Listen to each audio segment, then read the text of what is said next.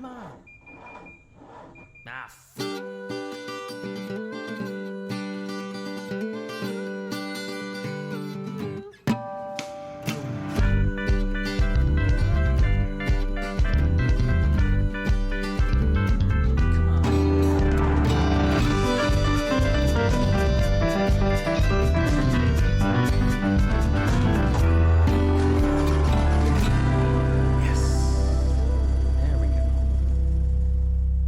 Hello, boys and girls. Welcome back to the only podcast produced by three two-time winners of IMSA's Spirit of the Race Award.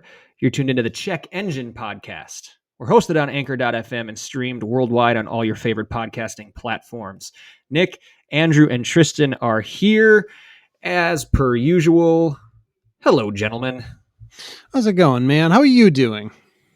You asked me that last week. Now I got to talk about one of the other two. Fine. Tristan, how are you doing?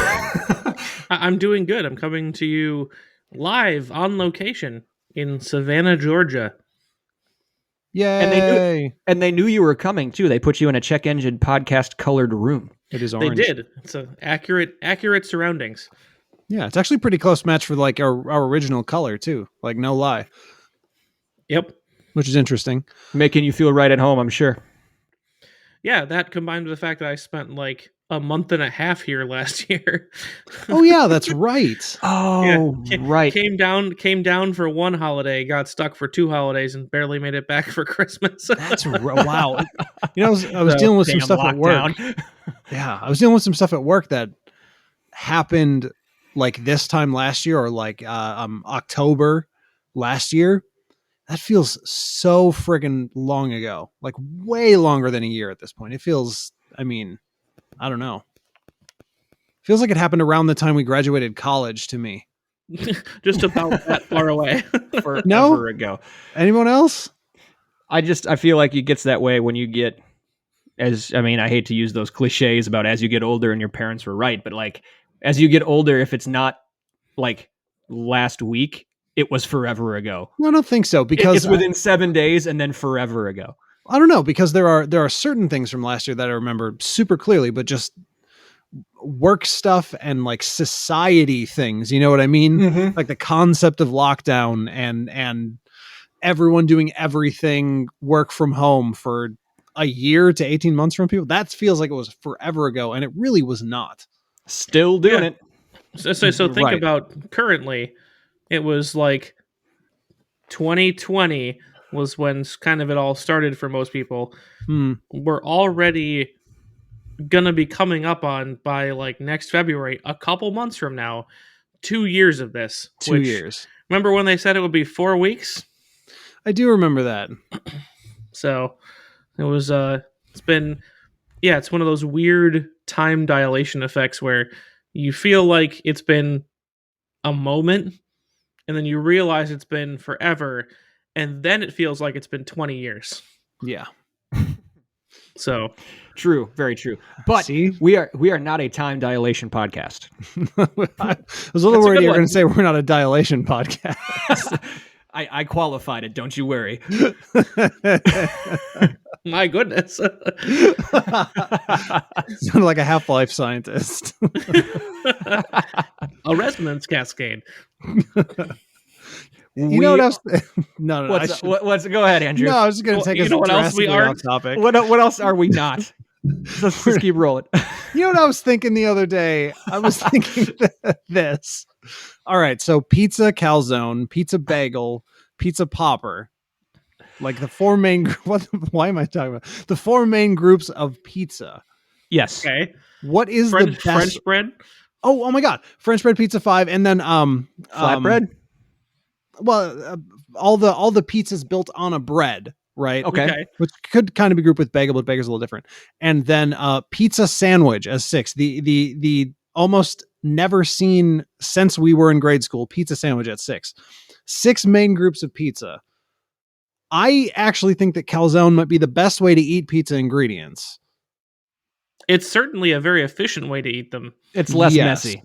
And it keeps them warm because they're all wrapped up in their own little blanket. Exactly. So, I mean, I just wanted to gauge where the culture was at on that. Yeah. Where the group was at. I don't know, man. We're not a pizza survey podcast, but we should be. I'm just I just like all the ingredients. I don't really notice much of a difference. I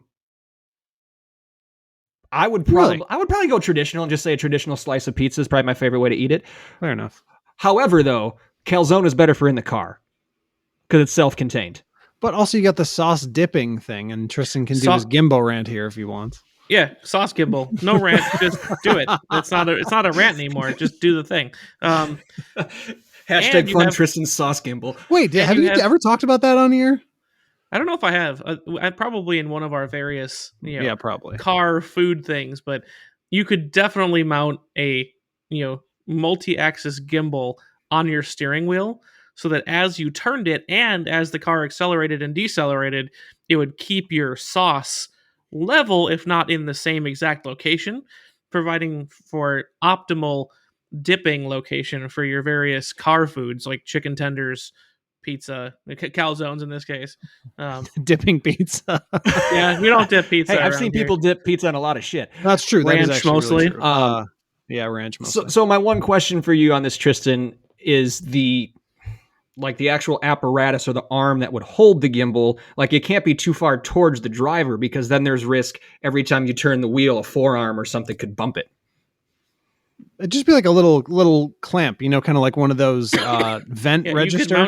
You could mount it between, in the circle of the steering wheel, there's like the part where the airbag goes in the middle where you push the horn.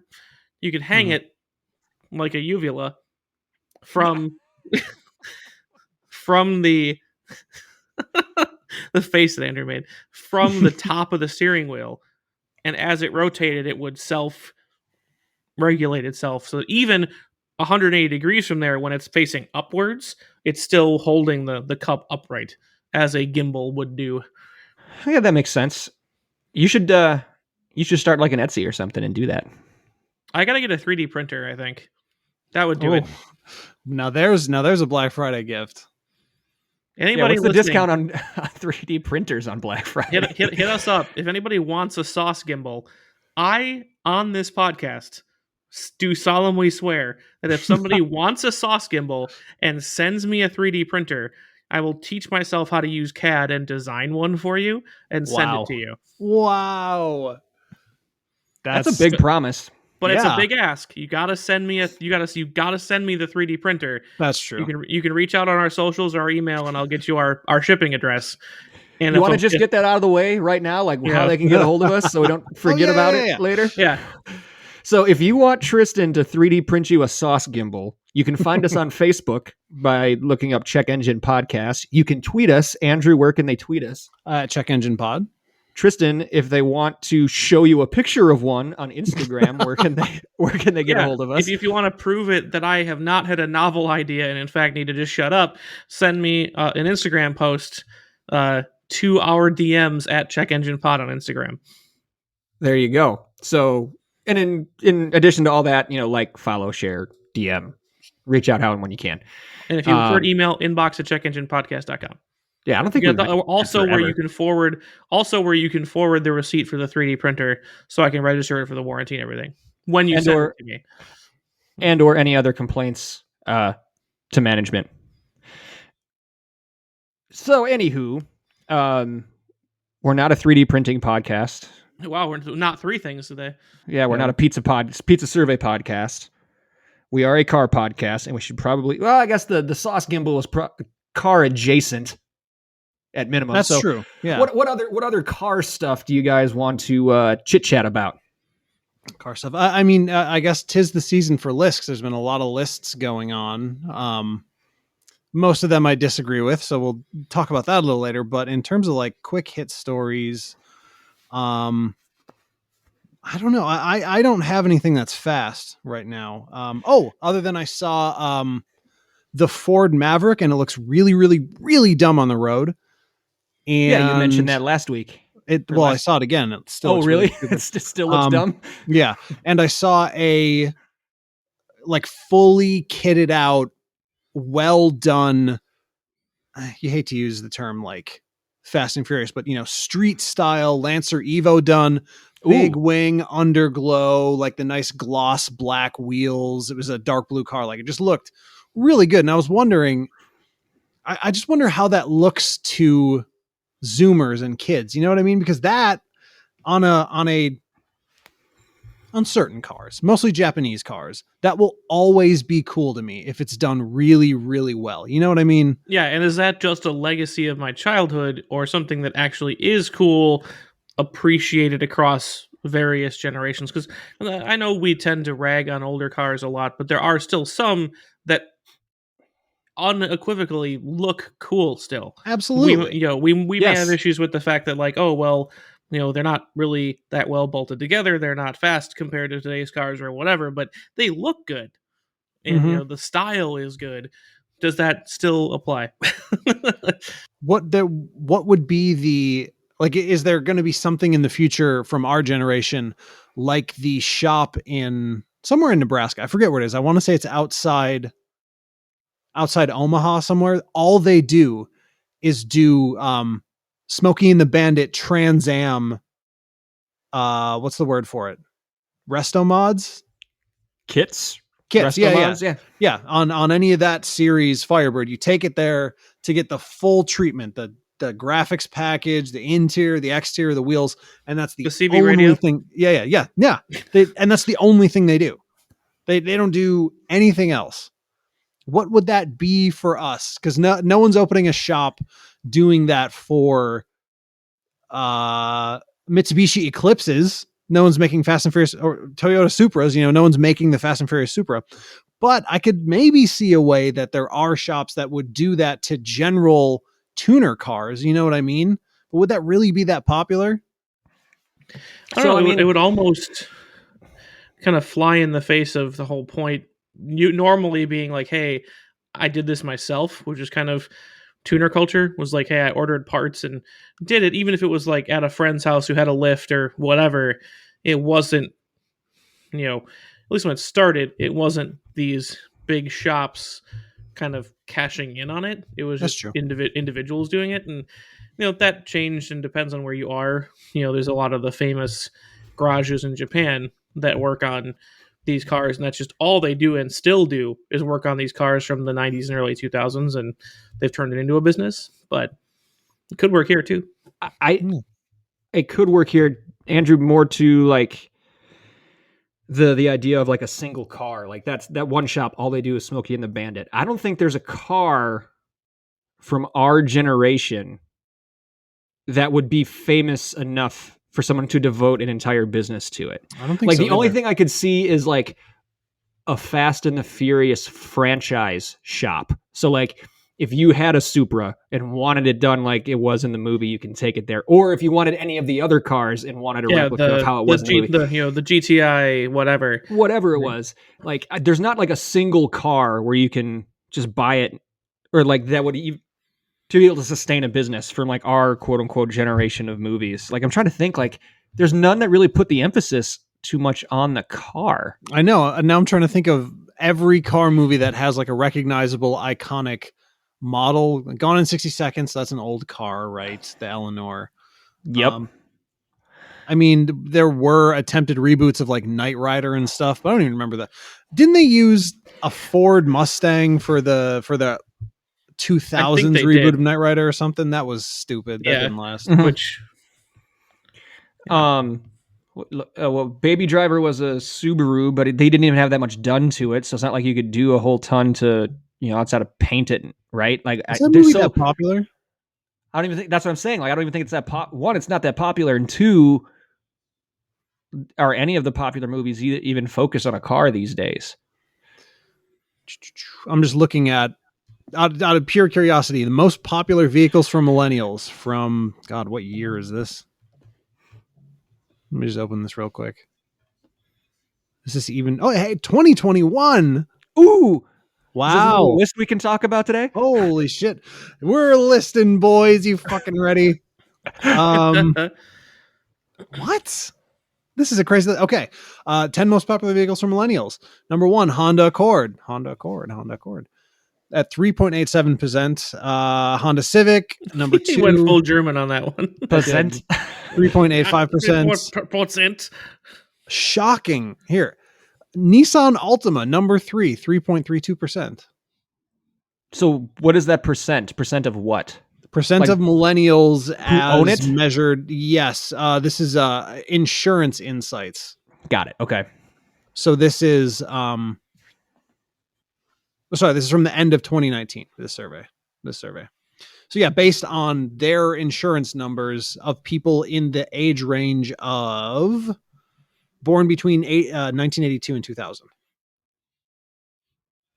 Strictest legal definition, I guess. So Accord, Civic, Altima, then Toyota Camry 4, Corolla 5, Chevy Impala 6, Chevy Malibu 7. There were a lot of those in high school and college. That's true. 1.94% there. So there's a significant drop off after number 4, really. Then finally, oh my gosh, Ford Focus has more than the F-Series pickup. 1.65% of millennials drive a Ford F-Series. Wow. And rounding it out, number 10, Hyundai Elantra.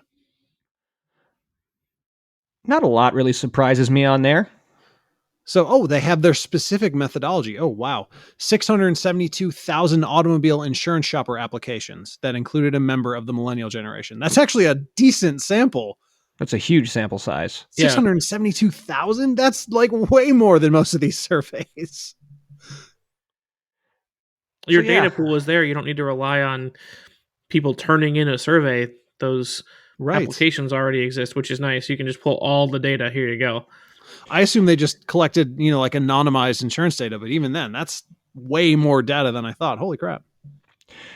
So, and it was, I wasn't wrong. It was updated in 2021, updated November 8th, 2021. So, wow, days ago. Oh my God. This is the most relevant thing we've ever covered on this podcast. So because it said 2021 at the beginning, then when it was originally written, it said, at the end of 2019, millennials range from 18 to 36. Then at the end, after their methodology, which I was shocked to see on this, I'll post this. This website looks busted as fuck, but this might be the best survey I've ever seen in my whole life. I'm going to drop it in the chat. It doesn't. It looks majorly sus. And it's funny. It's funny to me too. I'd be curious to see this compared to other demographics, because a lot of these top 10 cars are just the top 10 selling cars of the last 20 years. Mm-hmm. So it's like, are these numbers similar, maybe shifted slightly, across everything from brand new 16-year-old drivers to retirees, maybe, but not a RAV4 in evidence, not a CRV, not a whatever the Nissan one is, I forget. Well, most millennials don't have kids to haul around. They don't need the extra space. Remember, Andrew, no one's buying sedans anymore. Yeah, that's definitely true. Yes, is this used or new? Like, there's a lot of ways we could go with this. It's not based on whether it's the actual car that people in that age group are currently driving, or at least applied for insurance to get. Because I'm just this looks an awfully lot like my high school parking lot. Oh, 100%. So like they're plentiful, they're cheap. If you're millennial, especially on the younger side of millennials. Well, shit, if they said at 82 and 2000, so even the youngest of the young is 21, almost 22 now, but that's still college age. So probably not going out and getting something super new and fancy, right? So probably not. Accords and Camrys and these types of cars are reliable. It seems to make a lot of sense. I am just surprised to see not a single SUV and Ford trucks making it in at, what was that, 8 or 9? 9. That's so crazy. Yeah, we know a lot of. Yeah. Well, we know a lot of those numbers are inflated by fleet sales, though. So, that's like true. Millennials, like Nick, when you had a work truck, you weren't applying for the insurance. Also true. It was the company. I drove an F-Series for a long time, actually. Right, but was not under your name other than internally. Yeah. So interesting. What was I looking for initially? What the heck was I looking for? Oh, the movie thing, movie cars. The movie thing, and like which car would be like cool across generations. There's just like nothing. The Lancer would be. I don't think. Yeah, I mean, there weren't really none that aren't already cool. Like there isn't one that like popped up now and is like we'll live on. Like we still enjoy the same ones that the people before us did. Yeah, it would have to be something from Fast and Furious, probably, just because that was our generation's car movie. And there's a lot of cars in there that are very cool and iconic and survived, but it's not the same because there were so many of them. It just made the whole concept popular. So I don't think we'll ever have a, Smokey and the Bandit shop for our generation. Yeah, I don't think so. Not likely. Not likely at all. All right. So to the main list event.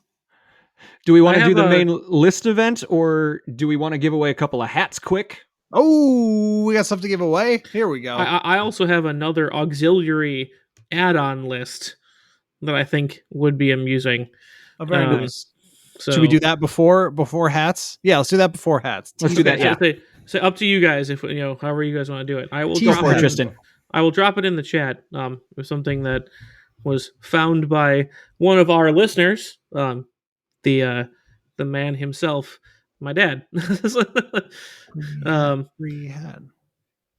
it is just a weirdly appalling list, and in some circumstances, like strangely specific, of course, and or like why we haven't had trouble getting these things in other places. So basically, this list that I just sent these guys is features that are missing from cars that are going into production right now because of the chip shortage that we talked about previously on this podcast. And it's a weirdly specific list. And, in a lot of cases, I would venture to say super embarrassing. And it starts off with, for example, BMW in the 3 Series, 4 Series Coupe and Convertible, 4 Series Grand Coupe, excluding the i4, the Z4, and all variants of the X, 5, 6, and 7 will be shipping without touchscreens in the year of our Lord 2021. Like the sedans for that's the 3 Series. No, the sedans for the 4 Series, because they do have a regular stand variant. Oh, yeah, 4 Series. The 5 Series and the 7 Series. So there are still a few things, but it's like, hey, I bought this grandly spec'd X7. It's going to be my, executive, stomp mobile, and it doesn't have a touchscreen. Like, I can't help but think that people are going to be not super forgiving about that kind of stuff. Like, oh, well, then I'll just buy the Mercedes version or whatever, like maybe. It just seems like that in particular. It's like, oh, you can use the iDrive knob or voice control, both famously effective methods of interacting with your BMW. Right. Like, hated it's like, for years. It's like, yeah, to use the CarPlay that I have to, pay for, I have to use the iDrive controller. But now wait, I'm just looking here. Mercedes is on this list too for premium audio, which people might actually care about, and LED lights. Interestingly enough, yes. No, I'm not right. I'm not saying that Mercedes is immune for this, but it's interesting, and there's weird stuff like Chevy GMC has they're actually listed on this thing twice. I don't know why they didn't just put it all together, other than it's different series of vehicles, but like they're missing HD radio and heated seats and steering wheels. Ford in Europe is missing their satellite navigation system. GM wireless charging. Like I work in technology. I work in technology procurement, and I've had trouble getting everything from chargers, like regular wired chargers, to iPads to laptops. But I've never had an issue getting wireless chargers. You can walk into any store and buy them.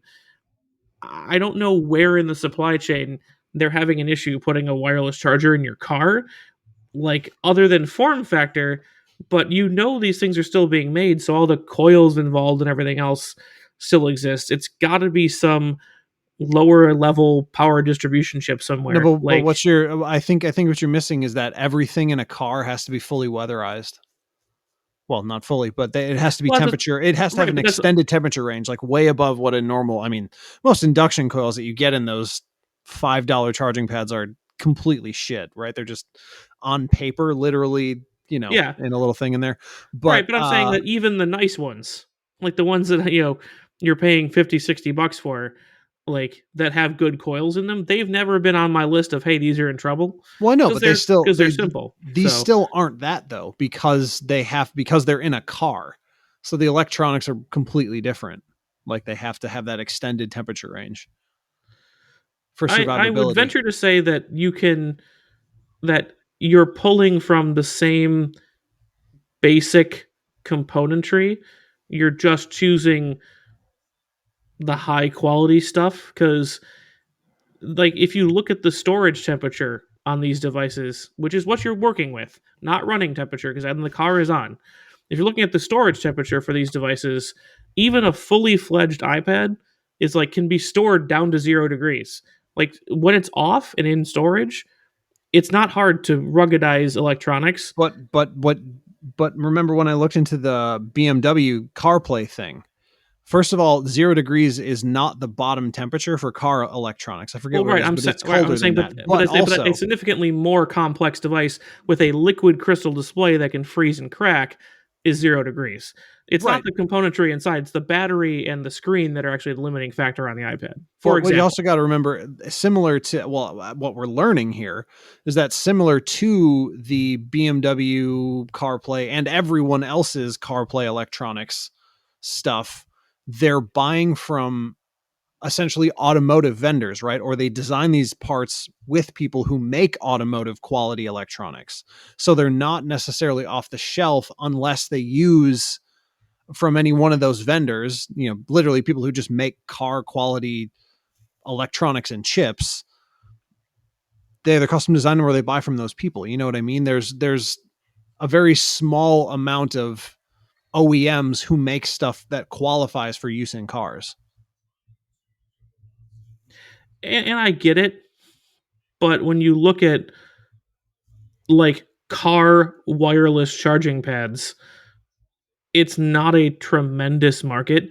Like, there are more and more of them that are being added, but if you take the automotive supplier that's making these specific wireless charging pads, you would think that if there are raw materials out there, which is mainly what the supply chain issues are, that those raw materials can be applied to a cheap process to make the ones you find in the $5 bin at Walmart, or you can take those same, a Kia Rio contains the same raw materials as a 911. It's steel, it's aluminum, it's, in this case, it's silicon and wire and magnets, and the same raw materials exist, and there hasn't been a production issue on these other things. So you'd think that those businesses making those specific parts should still be chugging along just fine, because it's not their raw materials that are an issue. I bet it's not even the chargers in general. I bet more specifically it's whatever power distribution chip or whatever that splits power between the USB ports and the wireless charger and the head unit and all this other stuff. So it's probably not even really that. It seems like from the outside, optics wise, it's a weird, very simple thing. Like another one further down the list, USB ports. Like that one is crazy. Yeah. I've got a power bank that I bought on Amazon that is weatherized, water resistant, heavy duty power bank that has a USB-C port on it. That's pretty rough and tumble, and those have never gone out of stock, and yet Tesla's like, nope, we're going to delete these from the back seat. Like, well, now what if, just thinking laterally, because Tesla, so there's probably something kind of stupid about it. What if they are linked to the remote capabilities of the car? So they're additionally controlled. You know what I mean? So essentially, what if they're smart USB ports that can be activated or deactivated remotely, like most of the other stuff you can do in that car? Yeah, which is a possibility. This article sadly does not go into detail about why, other than very broadly, Tesla's like, prices are increasing due to major supply chain pressure, industry wide, raw materials especially. Like, okay, sure, but it's a weird thing, and I think the biggest issue about this entire article is like these things are just disappearing from people's cars, and Yeah.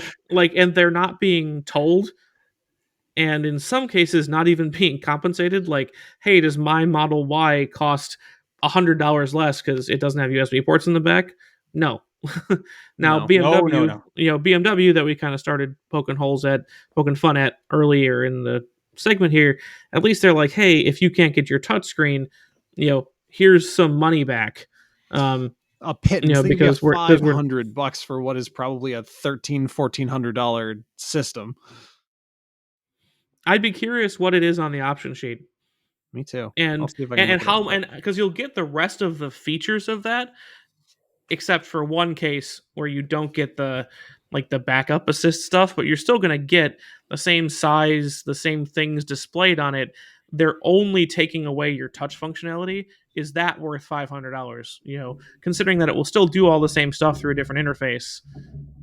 Is that fair? They're not like, hey, it's all buttons, there's no touchscreen anymore, or there's no screen anymore, we're only going to give you $500. That would be a different story versus like, hey, you can't reach up and touch this screen, but everything else is the same.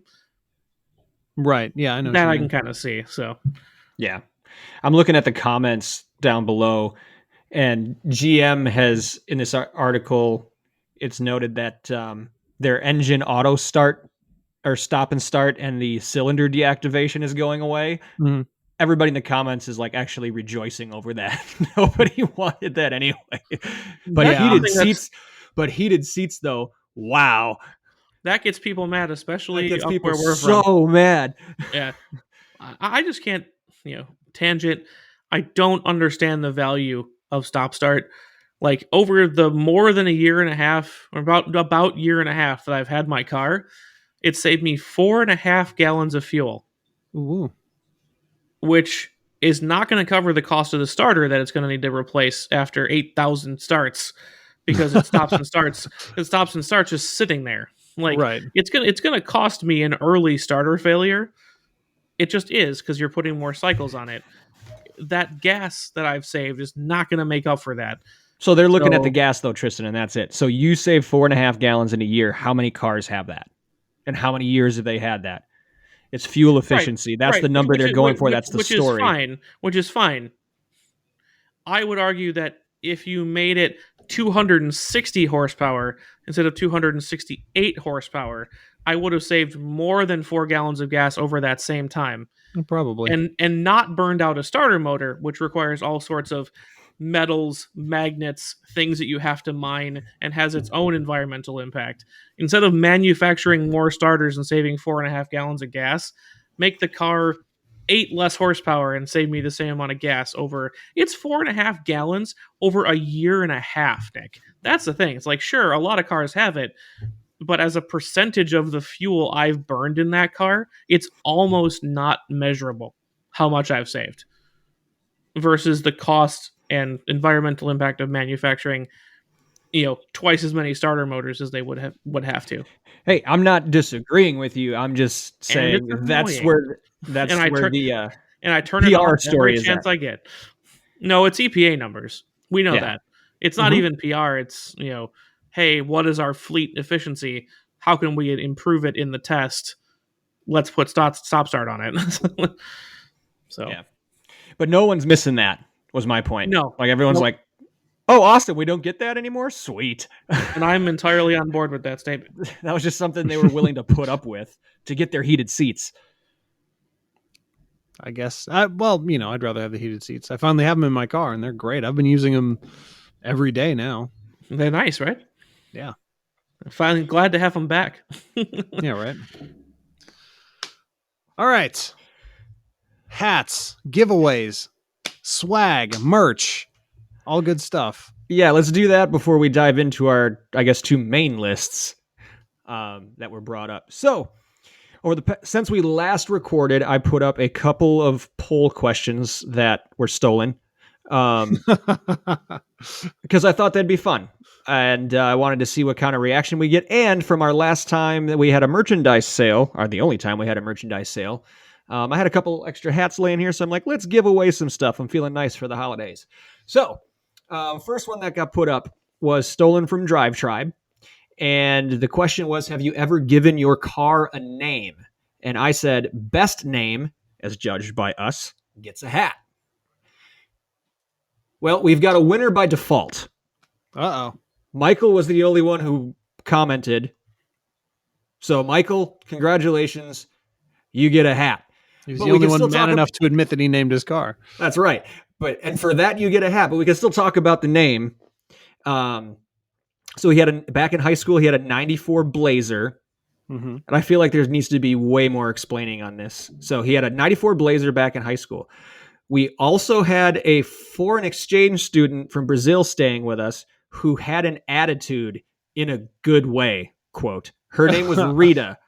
My Blazer had an attitude, so I named it Rita. So he named his Blazer after the foreign exchange student that stayed with them in high school.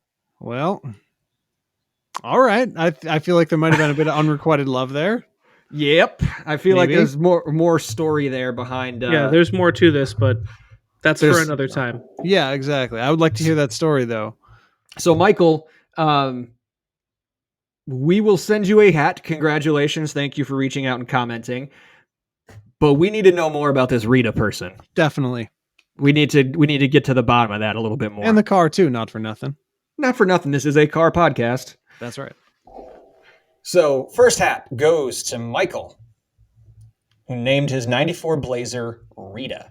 Now, next hat I wanted to give away. This one we're actually going to have a little chit-chat back and forth, and we've got a judge. So I stole this from iRacing. And this question was, what is your most unpopular motorsports opinion? Most outrageous opinion gets a Check Engine podcast hat. So I don't think this is a hot take. This is just an opinion. Michael, you already got a hat, so I'm already vetoing your response anyway. You responded to both, which I thank you for being engaged, but he said, I don't like IndyCar racing. Never have. That's not that hot. That's not a hot take. It's not that hot. Yeah, it's not that hot. So, Megan said NASCAR is stupid. Okay. Let's see here. Keith said Jeff Gordon was better than Dale Earnhardt. Bob didn't give a name, but he said Dale Earnhardt isn't the greatest race driver to compete in NASCAR. So a lot of people do. I don't know how hot that is. I don't know how hot that is, to be honest with you, because I can see a lot of. Do people call him the greatest?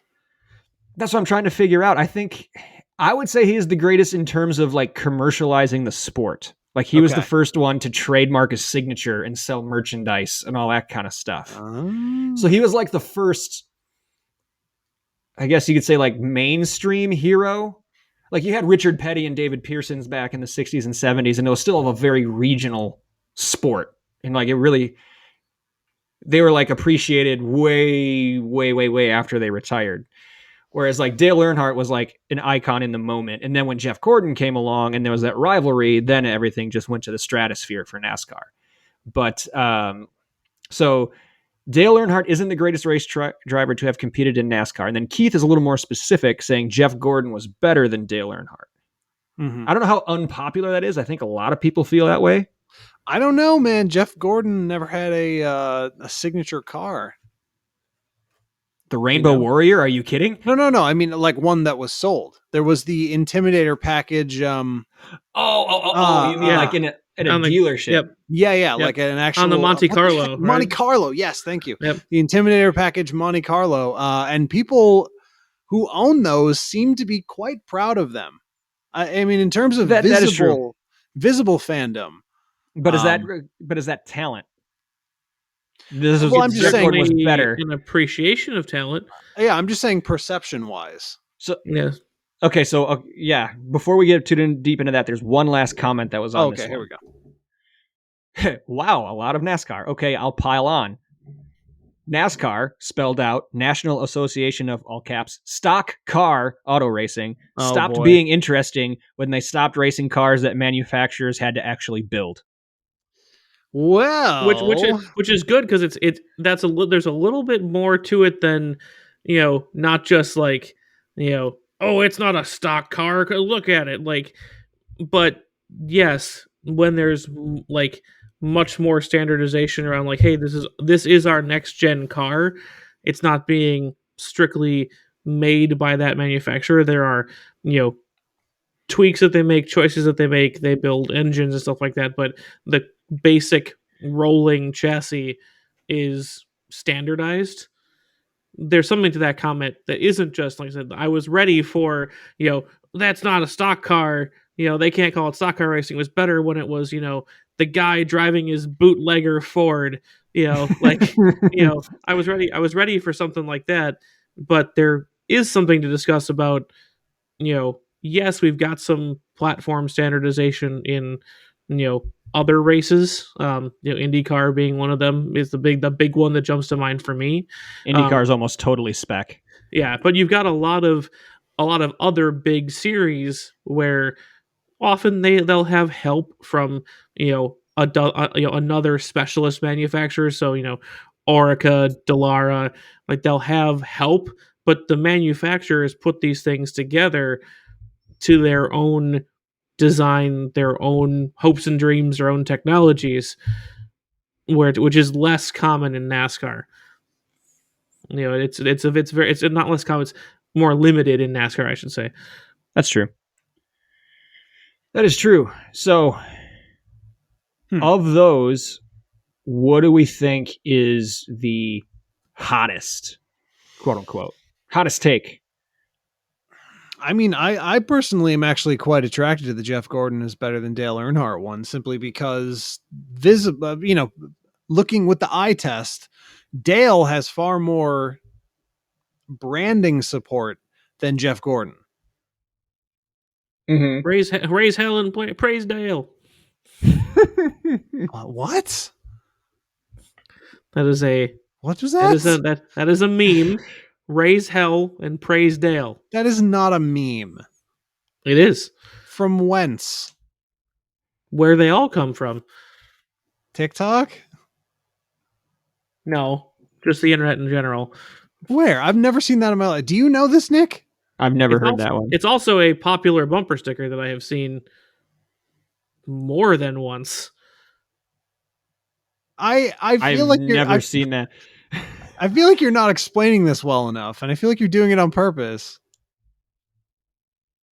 I can't explain it anymore. Yes, you can. Where did you see it? I've seen it, like I said, I've seen it on 2 separate bumper stickers. I have seen it in YouTube videos. I have heard a man. What YouTube videos? Let me send it. Let me find it for you here. There's the Raise Hell and Praise Dale squad. That plays various video games. And it's also people who make joke videos. Andrew, you're mentioning about the, or who knows how joke they are. Maybe they're serious, but about their Intimidator package Monte Carlos. Okay, hold on. Yes. Okay. And it's actually recent. So I've found here an article from December 17th of 2020. Is it the one where Junior explains it? Yes. Yeah. Yep. A phrase of his own. Huh. Yeah, it cheer originated from the time of Dale Earnhardt Sr. and was meant for him. Oh God, this quote is just this is it's so hard to make fun of this, but I'm going to. So Junior was talking about it as part of his quote. They're talking about the fans who use this personal mantra. They're going to live life, they're going to raise hell, and they're going to support and celebrate my father and his legacy. It's kind of what it always meant to me, and I love hearing it. What? Is this like never forget?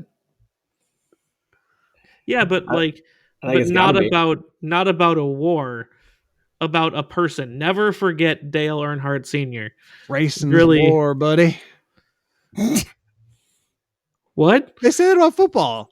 Now, okay, you can't do raise hell, praise Dale, and say that's a meme and not know about football being war. Yeah, on the gridiron. That one's way more popular. Yeah, and then you said racing. So because I was trying to be like, if racing were to be war in the same way that football said an actual phrase, you made your own based on maybe you should raise hell and praise Dale. Maybe that'll help. I don't do that because I don't watch NASCAR and I'm not a Satanist.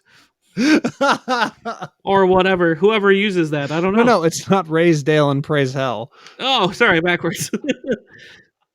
I got to rename my future son. Then I made a mistake. But there is an episode title.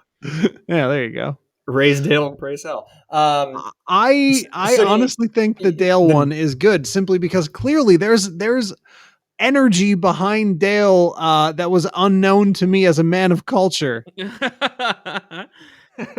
All right, so Tristan, do you concur? Are you okay with that? I concur. I second that motion, Mr. Speaker. All right, so Keith, congratulations. Your take, Jeff Gordon, better than Dale Earnhardt, has just earned you a hat. We will reach out and get your info and get this hat coming your way. So and congratulations. Wins too, does Jeff Gordon, not for nothing. A lot more? 93 to 76. Well, that is a good amount. I knew they both had a shit ton. Okay, more. Yeah, that's a good amount. That's a good amount. That's a good 3-4 seasons worth. Yeah. At their clip. Crazy. At their clip. So yeah, congrats to Keith and Michael. We will be sending you hats shortly. Now let's do some lists. All right. So there I was, scrolling through Twitter, as I do. Doom scrolling, I think they call it. Yeah, as you shouldn't be doing. Per our last episode. Yeah. Why haven't you deleted it yet? Because I gotta get us content for free. And so in the search, I gotta steal shit, man. Yeah, in the eternal search for content, he's willing to plumb the depths for you folks, just so you know. That's right. However, this one is actually alarming to me. So here's what happened. Car and Driver put out a list, or I should say republished a list that they initially put out in March of the 15 most beautiful cars on sale for 2021.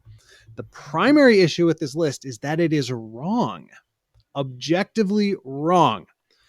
And they started, I knew it was going to be bad because of the thumbnail that they used on Twitter. And it was the goddamn grill for the stupid Alfa Romeo Giulia. I knew, okay, the second I saw that, I was like, all right, that's it. I've had all I want of this. And I looked through the whole list, and it's not the only bad choice, but it is in the number one position.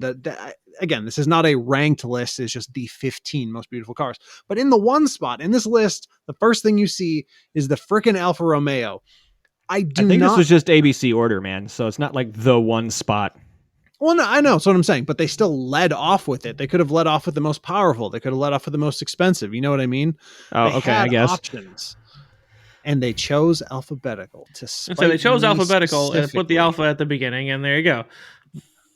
It still spited me specifically.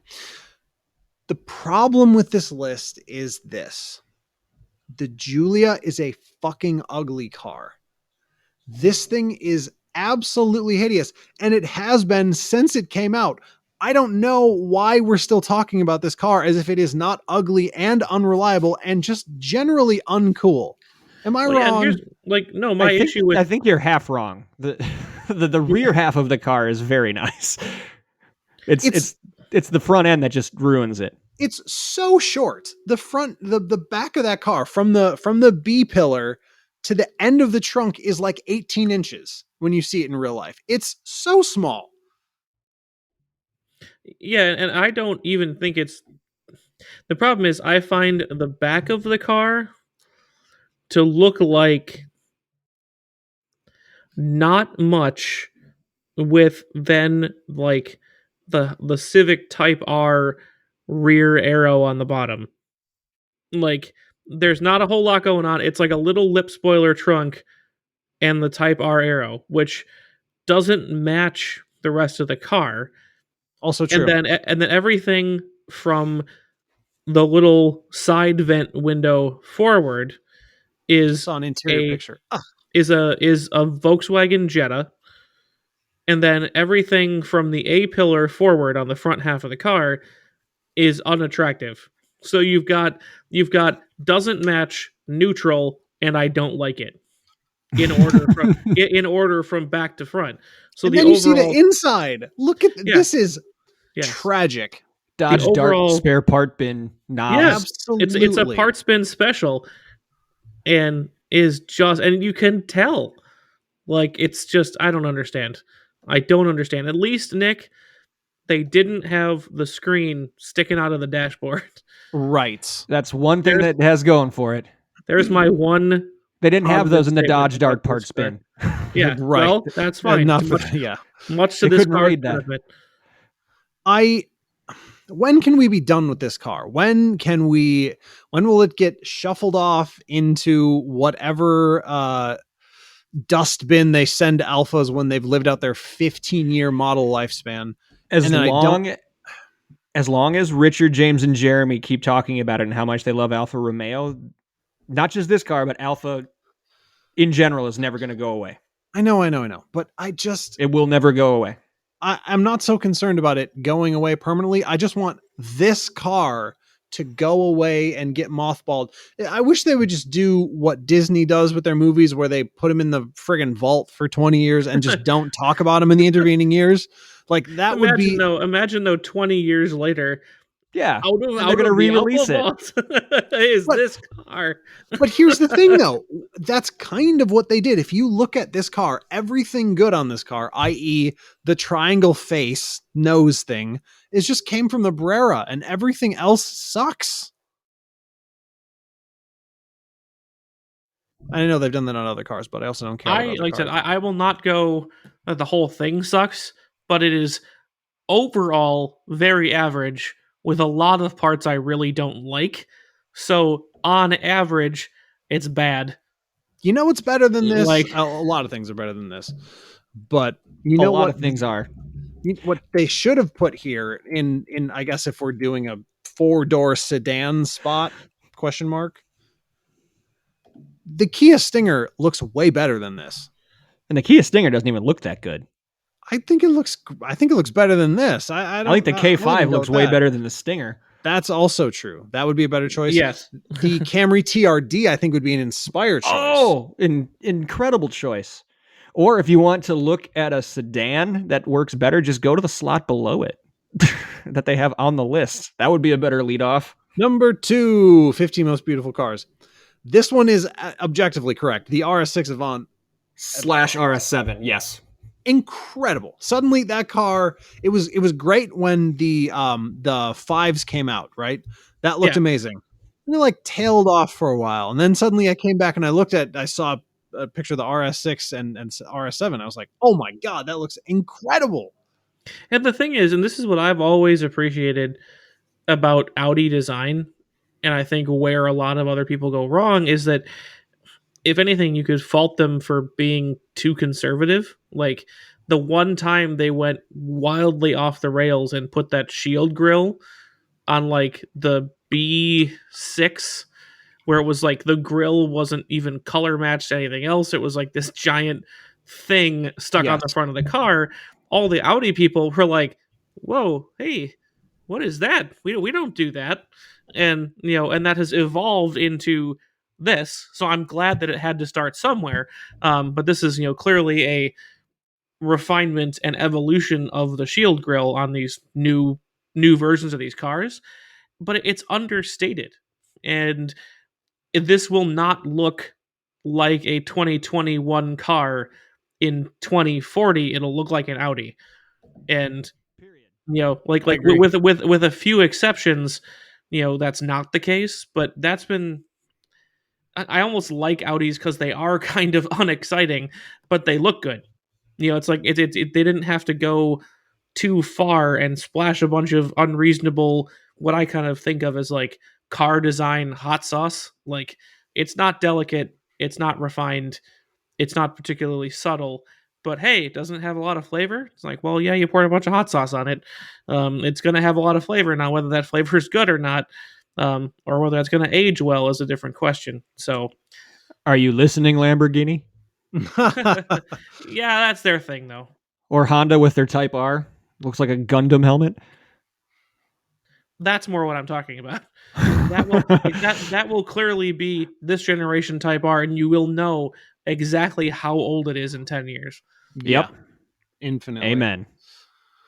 So that one's correct. We all agree. That one definitely right. The next one I think is actually really wrong.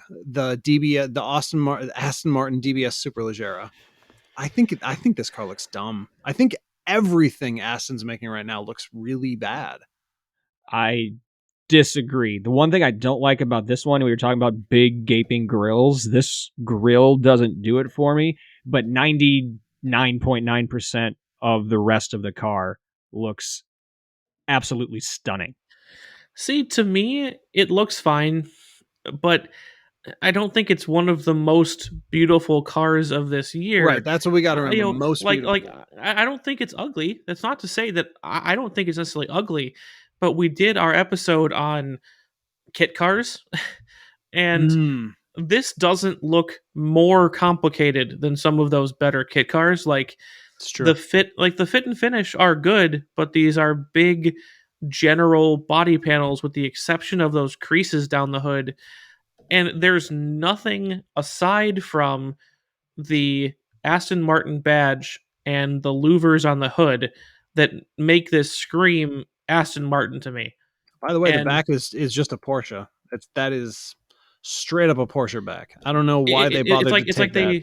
They put an Aston Martin hood with a mesh grill that somebody got from Rock Auto onto a Camaro and then redid the back end. I actually completely agree. They just taped on the back of a current 911. Like, so it's not none of it overly bad. I don't hate it, but it doesn't scream Aston Martin and beauty to me. And maybe that's part of it, is the whole Superleggera thing. Like, these ridiculous super light, hard-edged cars. Yeah, like, you're not going to have, like, structural pieces in the grill because that adds weight, but it makes it look stupid, and so I feel like there are other Aston Martins even that would have gone on this list above the Superleggera, even if, like Nick, you love everything that Aston is making. Can you tell me this is the best looking one? Ooh.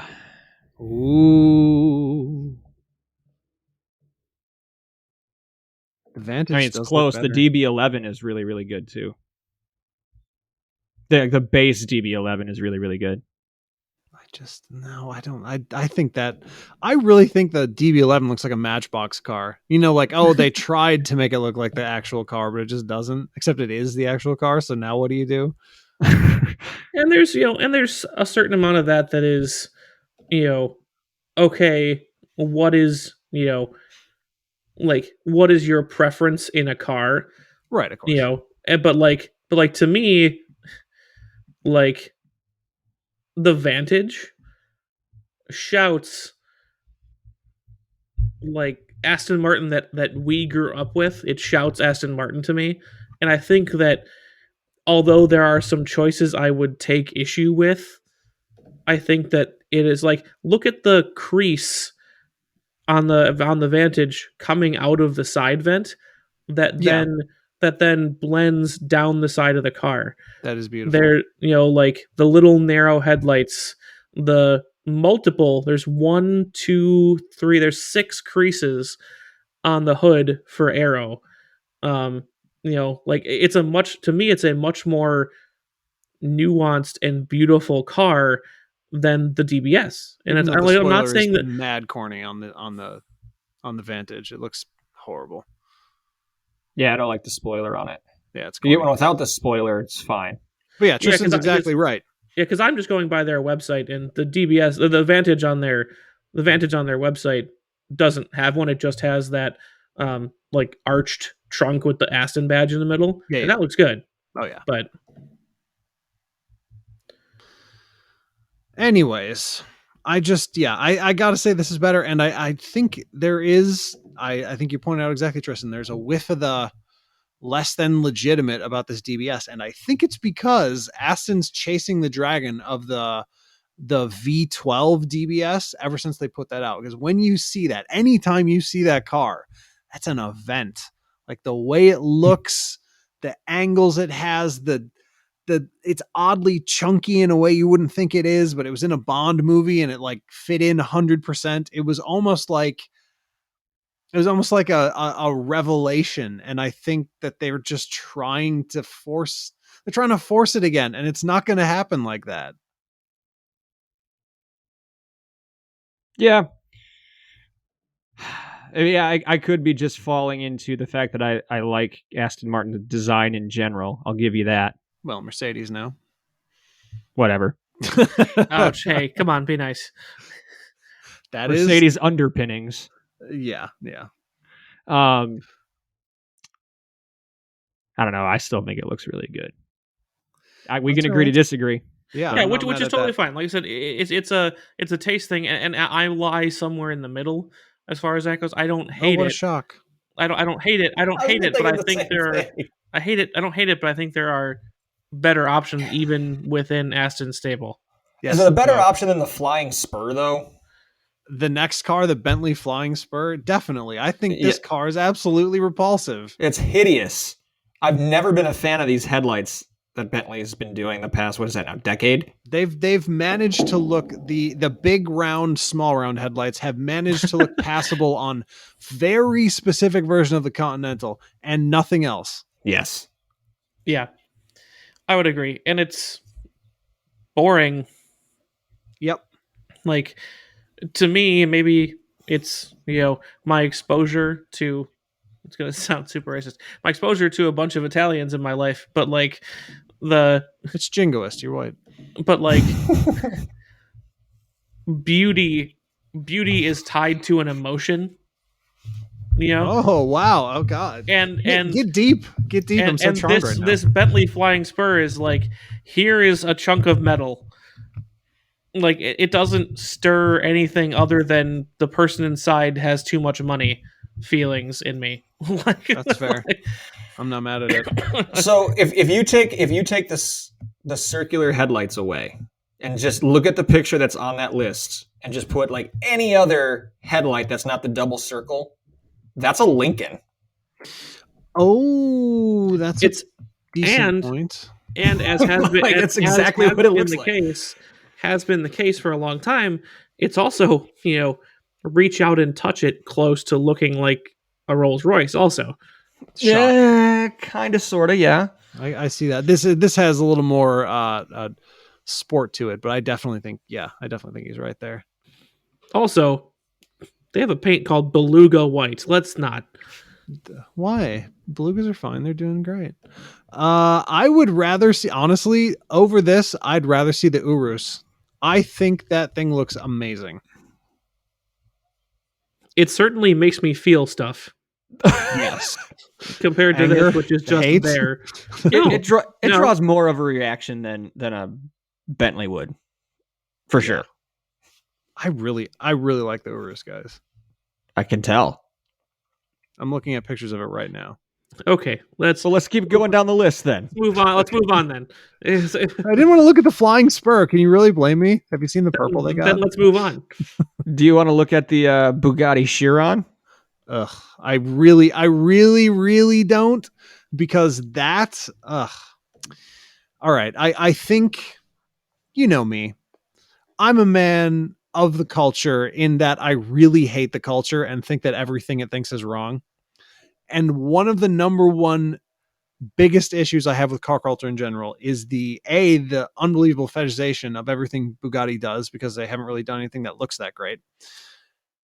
And the obsession with the Veyron as being a good looking car when it never was. I can see being obsessed with the performance of a Bugatti because they're out of this world, but yeah, the looks have never really done anything. It looked like a pig, and this looks like a pig wearing sunglasses. This is an ugly car. It's the ugliest car that Bugatti's made since what was that for the first one that's in every friggin' Forza game that they keep ramming down your throats? The one with the big number. Yeah. Right? The Bugatti. I'll see if I can look it up.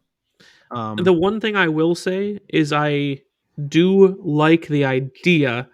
I don't know if I'm in love with the execution, but I like the idea of the C, the big like C cutout on it.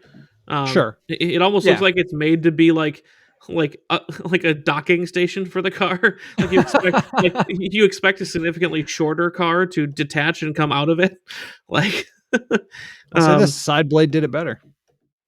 Right, and that's what I think they were going for. Like, I like the idea. I think it could have been a striking design element that did as much as the side blade, and it didn't work. EB110. Yes. EB110. Heinous. Absolutely heinous, and so is this. Oh, God, it's ugly. You know what this should have been, and it's just a humiliating walkaway victory. This should have been the McLaren 765 LT. That thing is unreal. It's one of the rare cars that actually looks better in every single color you see it in. You see it in one color, you're like, oh, that looks pretty good. And you see it in a different color, you're like, oh, wow, that looks really good. And you see it in a different color, you're like, oh my God, that looks really, really good, regardless of whatever color you saw in any order. Every time you see a color, it's going to look better. You could put any McLaren over the Bugatti. I definitely believe that. I just think there's something about the 675 that the 765. 765. Yeah, 765, especially the LT, the long tail, because that car has like the extra dimension, right? Because it looks really good from the front. And they all look kind of similar from the front. But then as your eyes pass the driver compartment and on the LT, you're just like, whoa, yeah. That's something I want to be a part of. I think this car looks absolutely glorious. One of the best looking cars on the road today, and way better than the Chiron. Way better than the Chiron. I have a little bit of a problem differentiating Bugattis and McLarens at a distance. Yeah. But I think it's worse with McLarens. I think we've discussed this before, where it's like, hey, McLaren has decided that this is the shape of a fast car because the engineering says so. So they all kind of look the same to me. Yep. Which I don't hate, because it's like, well, at least they're going about it in a workman-like manner. Like, hey, this is this is the most efficient way to do it. But then it also makes me kind of a drag on discussions about McLarens, because I have to pull up the different models on my phone every time to be like, oh yeah, it's that one, because it's the same problem I have with Ferrari. It's all numbers, which I never remember dates. Well, also they use the same numbers and mix them around. There is a 675 and a 765 and a 720. Please, not that. Yeah, right. Like it's like give it things with names. So like the Speed Tail, fabulous. I know exactly what that one looks like. I can picture it in my head because it's fast and it's got a tail on it. Like like that sticks out to me. But all these, they're quote unquote regular supercars. What a silly phrase to say. They're regular supercars. All kind of hard for me to tell apart, but I like them all. So Andrew could have just said, I would like a McLaren that begins with the number 7 in this spot instead, and I would have been like, yep. Yeah, give me any of them. I'm just saying, for my not money, For my viewing pleasure, the 765 LT is the one that I would most prefer to look at. And in fact, I do genuinely think it's one of the most beautiful cars ever made, not just on sale. I think it's fabulous. On my way down here, I actually saw a 720S. Nice. That's also really good looking. That the license plate, Tennessee license plate, ridiculous. That Fair. It is. Not Fair. Bad. You are correct. I saw when I was in Texas, the first car I merged in behind with my rental as I was leaving the airport was a candy apple 650S. That's nice too. So nice. so nice. So they're just doing good stuff over there. This one is so bizarre to me. Just remember what we're talking about here. Most beautiful cars on sale today. The Ford GT ? No, I wouldn't have put this on the list. It's a very similar thing to kind of what I said about the Bentley, but in maybe even a more negative light, or maybe a more positive light than the Bentley. Like, I would argue that this car isn't beautiful. No way. But it's brutal. Like, it looks like it was a tool made to do this job, which at least inspires some kind of something versus like, here's a chunk of metal. Like, you can, like, cars, we've described it before, like, cars look, boring. Cars look beautiful. Cars look scary. We said, like, oh, that car's got a face that, like, if you pull up behind it, it's scary. And this is one of those that's almost scary because all the edges are sharp, but it's definitely just like, this car was designed to go fast, and wow, you can tell. Like, this car was designed to be homologated. Yeah. Wow, you can tell. Exactly. Yeah, it's like, this is something that they made street legal, and that's basically, they worked backwards on this one. Right. And there's nothing wrong with that. And you can tell, but it doesn't make it beautiful. No. It makes it, effective. It would be I do like the word brutal, actually. I think that's perfect. And that's not necessarily a bad term. No, it's just not belonging on this particular list. Yeah. I would agree with that. And also, just as a matter of principle, I don't think anything Ford makes should show up on any positive lists. As a blanket statement. That's all right. Anyone got anything they'd replace this with offhand? The C8. How many McLarens can we put on here? C8. Yeah, I would do C8. I really would. I think the C8 ZR1, is that what they went with? Z06? Both. They both look fantastic. They went with the eyebrow spoilers, you know what I mean, where they're connected in the middle, which is kind of funny. Yeah. But I do think it looks absolutely fantastic. I also chuckle to myself whenever I think about this car, because just by happenstance, because the internet algorithm knows me too well, I don't know. Most of the reviews or other things I've seen about this car or heard about this car on a podcast are all being done by English people. So it's always the Z06, Z06, sure. Yeah, which that's whenever I think about it, it pops into my head now. I'm being brainwashed by British media. What would you guys think about the NSX going in here, the new one? I think that's a damn fine looking machine too. I think it looks okay, but beautiful. I don't know that I'd ever call it beautiful. I would also put, but Ferrari's so weird with what's on sale and when. I don't know if it would qualify for being on sale in 2021, but either the F8 Tributo or the Pista. I think the F8 Tributo looks horrible. What changed your mind? When it first came out, you thought it was gorgeous. I just saw a bunch of pictures of it today, and I was like, you know what? I actually hate that. I don't know why. Am I thinking of the right one? F8 Tributo. I'm looking at the NSX too, and yeah, I don't know. Oh no, I'm thinking of a different one. Sorry, Tristan. Other than like a bunch of sharp edges, without a lot of the histrionics of the Ford GT. it's by comparison, it's boring, I guess. Like That's I wouldn't put this one in place instead of the Ford GT because What you're saying, the NSX?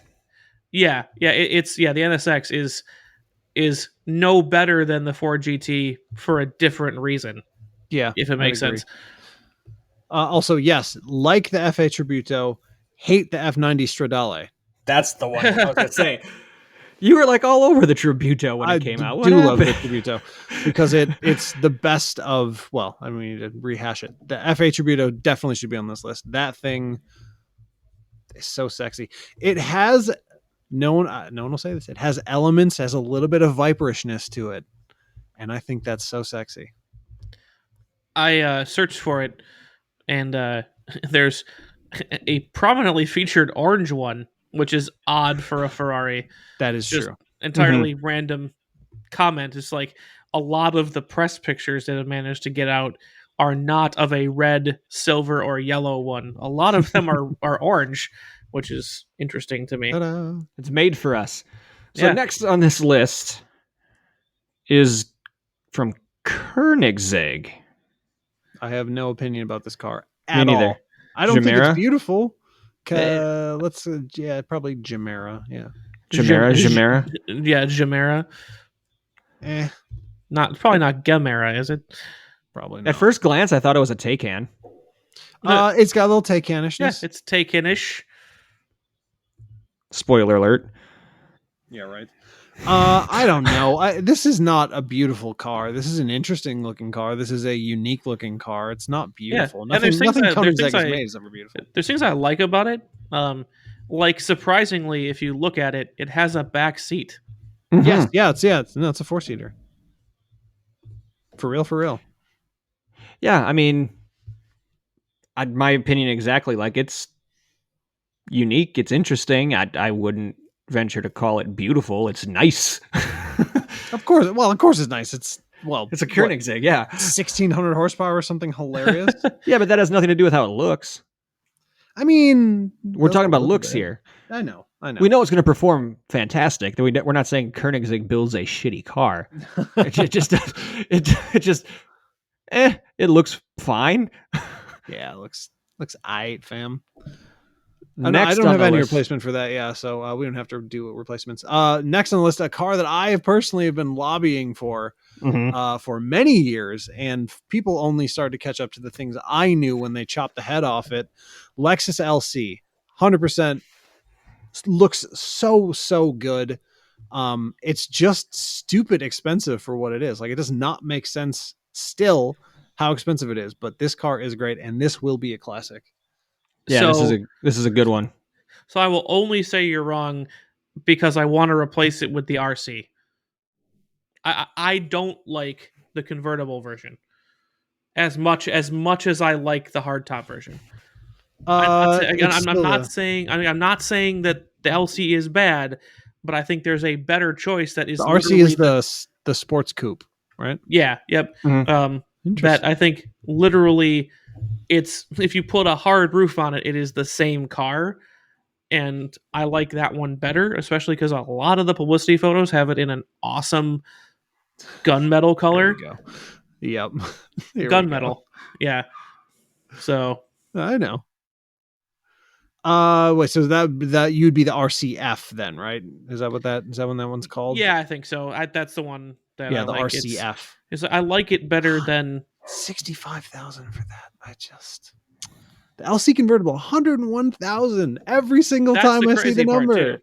Why? Shocks me.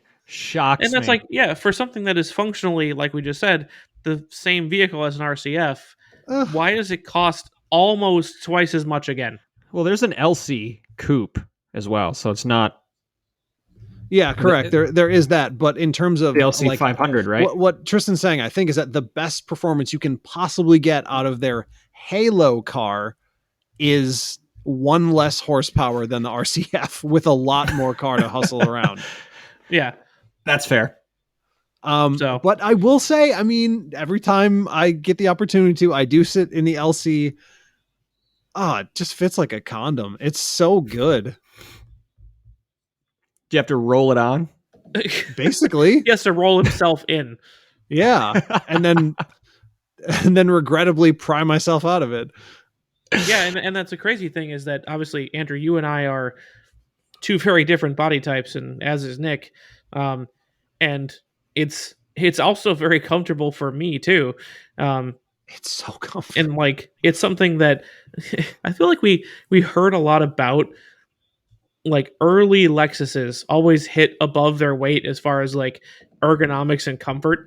Like they might have just been kind of, Toyota's dressed in a suit early on, but they really got like the luxury car seat feel down. Yes. And then I feel like they lost that for a while because they tried to go a little bit more aggressive.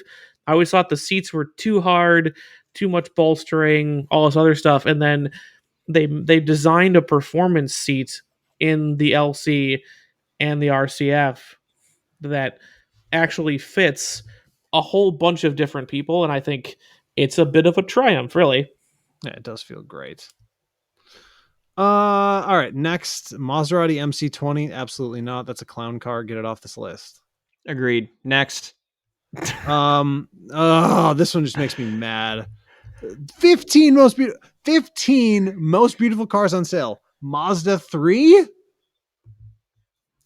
Yeah, I don't understand. Mazda 3. What a joke. Mazdas don't look terrible. This one, I think the nose is a little long. People were wetting their pants over the Mazda redesign, and I think that I was definitely excited for the Mazda 6 when that came out. However many years ago now, it might almost be 10 years at this point. So, just one little side note: as we've been going through this list for people, if you haven't read this yet, with each one of these, on the bottom there's bullet points on like what options are shown in the pictures and the costs. So, like for the Lexus LC, 21-inch forged wheels, $2,650. Heads up display, $900. Touring package, whatever that is, $5,290. And then you go to the Mazda 3. Polymetal gray, $0. Red leather, $0. Illuminated door sill trim plate, $0. Like this one is like just right from the dealership, no options. This is not that great looking a car. My overall problem with this car is I feel like they didn't commit to moving away from a general shape. Mm-hmm. Like someone carved out in that clay block on the table a shape for a car they wanted and went, that's good. They didn't put in creases or seams or like it looks like somebody took a sharply designed car and hit it with a heat gun. Yeah, made it expand a little bit, or like just melted all the edges off of it, and it makes it remarkably bland. Like you go too far and you get the NSX or the Ford GT, mm-hmm. But you got to put a little spice on something. That is the non-garlic mashed potatoes of cars right there. Non-garlic mashed potatoes, just mashed potatoes. Yeah, no, you're totally right. You know what's way better than this? The new Honda Civic. Yes, and even that's kind of, they went a little bland compared to their last design, but it is better than the Mazda 3. And then next, the Mercedes-Benz S-Class, which doesn't even merit a mention. It looks the same as every S-Class ever, so it's fine. Yeah, mm-hmm. Whatever. Polestar 1. It's so close. I think the better choice is down a few spots. We'll get to it at the end. Yeah, but yep. I do like that. I don't know if it was actually even about this car, but I know back in the day, either on Top Gear or Grand Tour, someone mentioned that cars looking like electric shavers. Yeah. Yep, and this one 100% actually does look like an electric razor. It's got the blades and everything. Yep. Yep. It's funny to me. I don't hate it, but it's not the most beautiful car of this year. I think this is one with the rear end that's too short from like the B post back. That one, it looks odd. It looks odd. Like it looks really good in the front, and then it just kind of stops in the back. I don't know. Yeah, I don't really know what that. Volvo does have a bit of an issue with that. There's something about trunks that's happening right now where they're just kind of getting shut off sharply, and I don't know. That used to be like a Hyundai problem, right? Where you could tell where they started designing the car, and now everyone's just kind of doing it. It is funny, Nick, you're mentioning the options. This one also has 2 out of its 3 options are $0. But then the paint is a $5,000 matte paint option. Wow. Makes up for the 21-inch diamond cut wheels being $0 and charcoal with zinc seats. Those are both gray, by the way. Yeah, gray with gray. Well, no, charcoal is gray. Zinc is gray. matte silver, otherwise known as gray. Hold on. Let's read in the comment here. It bears a passing resemblance to a high-style Ford Mustang. Well, you can't unsee that, boys and girls. Oh, wow. Rip. No more Polestar 1. That does look like a Ford Mustang. Holy crap. Shit. Ruined. Yep. Awesome. Anyway. Next, Porsche 911 Carrera S. Stop trying so hard. After that, Porsche Taycan. Sure. Why the hell not? I mean, I'll never forget. Still wrong. Okay, sure. e-tron GT in this spot still looks better. Okay, that's valid. That's valid. It is a more beautiful car. I'll still never forget your comment, Andrew, when we saw it at the auto show. Remember when we used to go to auto shows a million years ago? Yeah. Well, we walked up to this car, and you're like, "Yep, it's car." Like that's. Because that was an accomplishment at the time for a fully electric vehicle to look like a car and not like something else. That's an accomplishment. And by the way, they have it in this lovely green color in the article. So how am I meant to resist that? I will say that the Taycan looks noticeably better on the road than it does sitting in a parking lot. Like when it's driving, that is true. Really quite nice.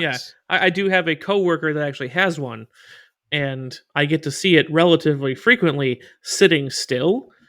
And okay, fine. But yes, then I see it on the road and it's like, okay, it makes much more sense with the wheels spinning. Yes, 100%. And who knows what that is, right? There's just something about it. I mean, most beautiful. It might edge into that conversation low on the list. I could see that. Maybe. And then lastly, Volvo right? V60. Is this the last one on the list? Yeah, this is number 15. Yeah, I'm in. I think this is a gorgeous car. I love this car. Someone's told me a wise man once told me that Volvos look like tarted up Mustangs, and he was right. Yeah, but I think the wagon part of this eliminates that a little bit. This is less so, but it's still something about the front angle, the front light to grill ratio. And the slope of the hood a little bit too. Definitely how it kind of dips at the end. Yeah, but still, I think this is gorgeous. Half Mustang, half Charger that you bought at IKEA. I wouldn't be mad at that. No, I don't hate it. I actually love this car. Before we even shared this list, we were driving down here and we were driving behind one of these. And I was like, man, like, that's what I would buy if I made just that much more money compared to my Outback. Like, I'd buy one of these, or I'd buy, the, XC60, the, tall one, if I felt the need to still have, Outback, like, all-wheel drive and everything like that. So, but these, 60, the Volvo 60 series, the S, V, and XC, all of them. I think even the sedan looks pretty good too. Yes. And in that, like, this article says they've gone, Volvo has elevated styling from quirky Swede to modern chic. And it's like, no, they haven't. It's still quirky Swede. That's the whole point. Right. And of course, it's just been updated to 2020 standards versus 2010 standards when everything looked a little bit more like a play school car. Like, it's not that anything really has changed.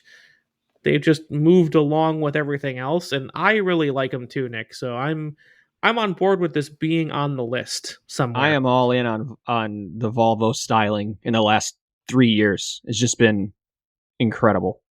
I used to like it too. But that was before.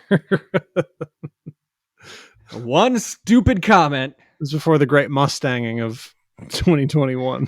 The Mustanging. That's right. That's funny. All right, so that was that list. One thing I would like to tack on just real quick. Oh shoot, I just closed it and shouldn't have, because who still got it up? Is it the other list? It is the other list. Now, today, Autoblog published an article, 12 new cars that will never go out of style.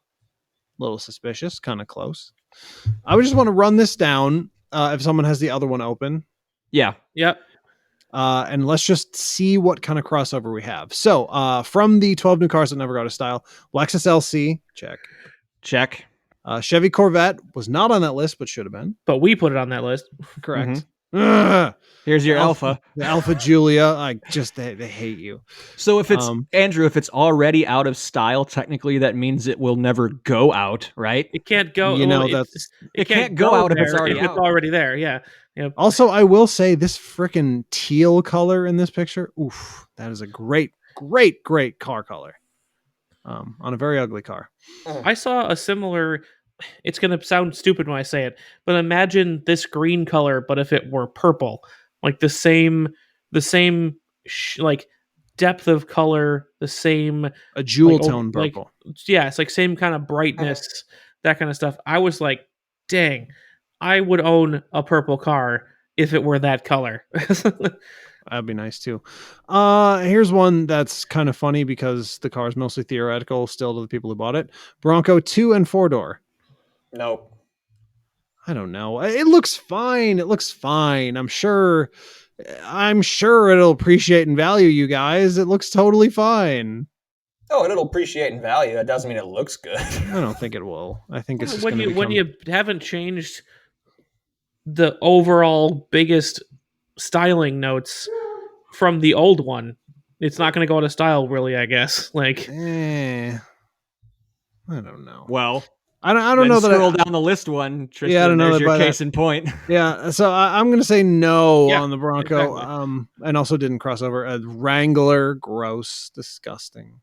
I mean, that's never gonna. They're never gonna change it.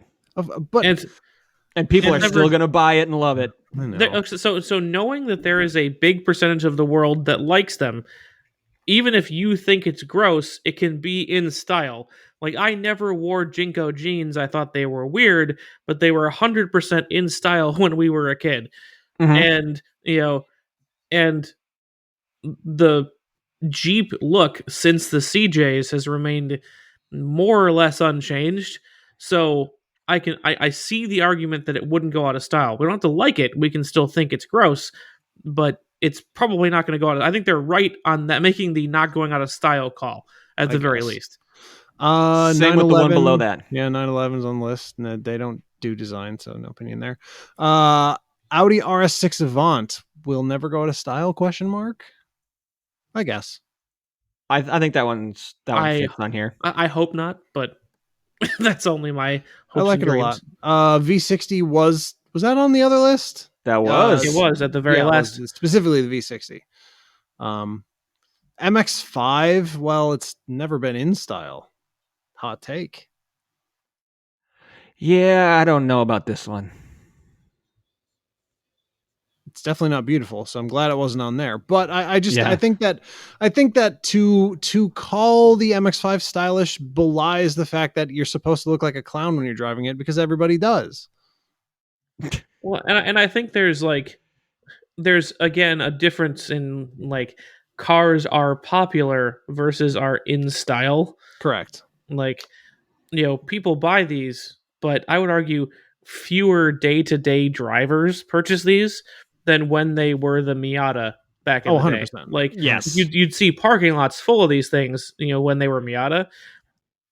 I would argue the MX-5, much like some of the others, Nick, that you mentioned, it can't go out of style if it was never in style. I don't feel like the MX-5 was ever the stylish car to have. Like, they sold a ton of them for racing purposes, etc., but it was never the hot car. So here's another one that is not on the other list, but Dodge Challenger as a style icon. Get the fuck out of here.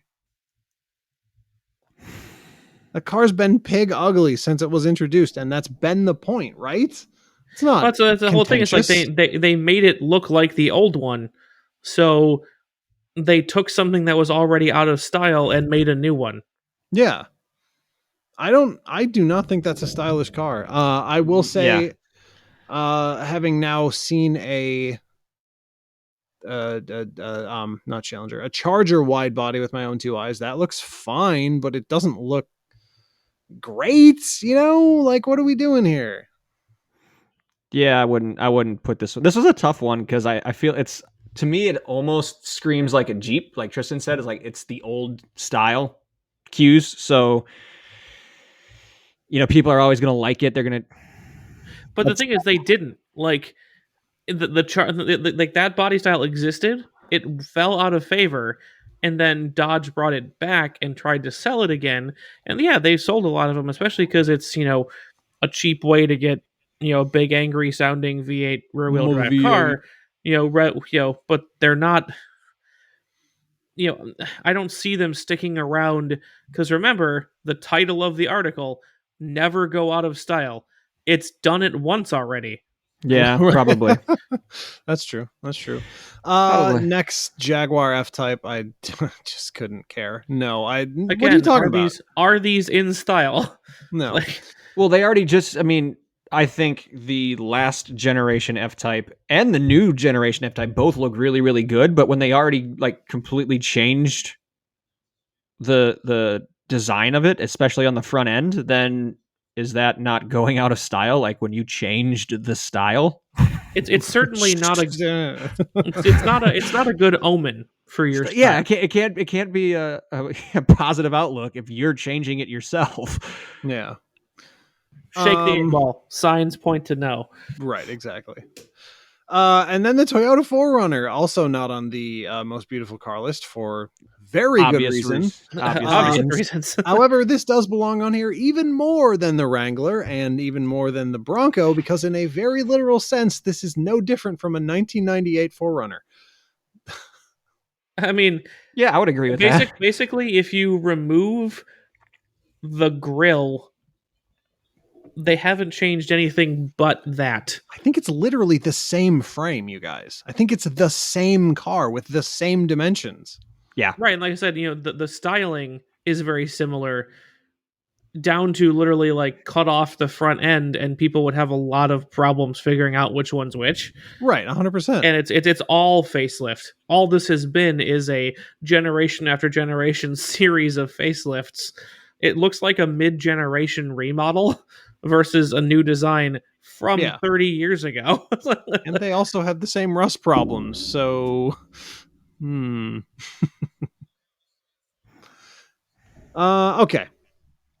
So a little bit of crossover there in the beginning. I thought this list honestly would have more expensive cars on it.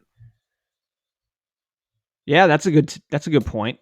These are all, for the most part, this is a relatively affordable list. The LC's way out there, but even the Corvettes, you can, Sorry, I was just actually reading the Autoblog write-up for the LC. There isn't another car design out there that can stir emotions the way an LC can when it's just standing still. Sir, calm down. Yeah. Sir. Take a breath. It looks good. It doesn't look that good. And it's certainly not the only one that can do that. See the Audi RS series. Well, yeah, I was thinking, how about any the McLaren? Ferraris, the McLarens? I'm literally it's possibly the best car you can buy new. Yeah, just look earlier on the list. Woo! I don't know about that. Damn, kid. That's very nice, but who is this? Zach Palmer Autoblog. I like this car too, buddy. Just not that much. I like this car too, buddy. I do. He by the way, he copied me. I probably liked it first, but it's fine. That's all right. All right, guys. That 2 is lists. Probably enough. Yeah, at least. Probably more like 4 lists. We did enough listing today. Let's get the folks out of here, shall we? Yep. So this concludes this week's episode. Thanks for sticking with us. Appreciate you listening, but we don't want you just to listen. We want to interact with you. We mentioned how to find us on the socials and email. Hey, while you're listening to whatever platform that you're finding us on, leave us a review there, preferably a good one, and or hit that subscribe button for us. It's free. You'll get notified of any new content that we put out. No harm, no foul, no matter how you look at it. If you're really into what we're doing and you'd like to support us monetarily, two options for that as well. You can go to patreon.com/checkenginepodcast and or hit the support button on our homepage, which is anchor.fm/checkenginepodcast. Everything pledged is put towards making this a better experience for you, the listener, and none of it goes back into our pockets. So thank you in advance if you choose to do so. Guys, who or what are we thanking before we get out of here? I mean, I have to thank both Autoblog and Car and Driver for,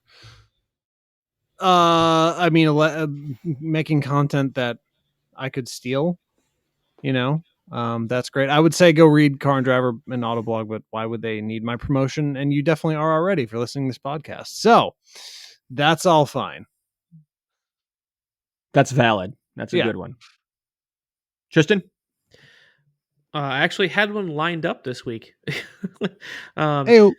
I would like to thank, actually, my sister Brenna. As I was packing up for this extended week down in Georgia, it never occurred to me that this would be occurring over our normal recording time, and I did not bring a microphone with me.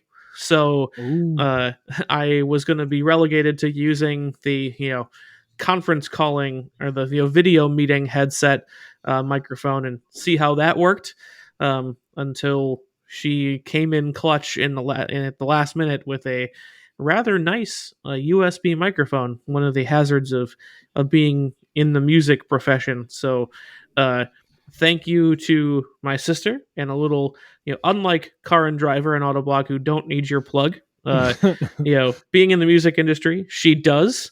Definitely check out Moon River Opera if you're in the market for opera. Even if you're not in the market for opera, they are trying to make it more accessible for everyone, which I appreciate. Even being a big classical music nerd, I can find opera a little trying. And it's fun to watch her do her thing. So keep on chugging, and thank you for using your microphone. And go check out Moon River Opera, everybody.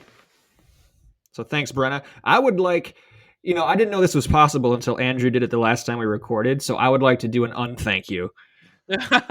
He's opened up quite a can of worms. Yeah, can open, worms crawling everywhere. I would like to unthank that dude on the Car and Driver article that commented on the Volvo looking like a Mustang. Oh, yeah. No, he's a hero. He's a man. He's not a hero. He's saving the world. Villain for making me hate a car that I have so enjoyed over the past few years. He's a man of taste and class. He's keeping it real for the people. Damn him. Yeah. What the hell, man? So unthank you to that guy, but thank you to the rest of you listeners for your continued support. We love hearing from you. We love recording this for you, and we cannot wait to do it again. Until we do, take care.